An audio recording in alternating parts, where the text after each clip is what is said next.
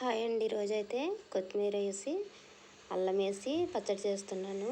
బెల్లం కూడా వేసాను. ముందుగా పెనం పెట్టుకొని ధనియాలు జీలకర్ర వేసుకుని లైట్గా వేగాక ఎనిమిరపకాయలు వేసుకుని వేయించుకోవాలి.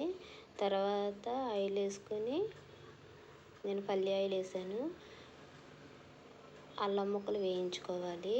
అల్లం ముక్కలు వేగిన తర్వాత శుభ్రంగా కడుక్కోవాలి. అల్లం వేసుకుంటుంది. అల్లం వేగిన తర్వాత మిక్సీలో వేసుకుని శుభ్రంగా కడుక్కున్న కొత్తిమీర వేసుకోవాలి. అందులోనే కొంచెం చింతపండు వేసుకోవాలి. అది బాగా వేగి ఉడికిన తర్వాత ముందుగా వేయించుకున్నది వేసుకుని ఎనిమిరపకాయలు మిక్సీ పట్టుకోవాలి. బరగ్గా మిక్సీ పట్టుకొని సాల్ట్ వేసుకుని తర్వాత వేయించుకున్న కొత్తిమీర చింతపండు మిశ్రమం వేసుకుని బెల్లం కూడా వేసుకొని వేయించుకుంటే వెల్లుల్లిపాయలు వేసుకుని వేయించుకుంటే సూపర్ టేస్టీ కొత్తిమీర పచ్చడి రెడీ.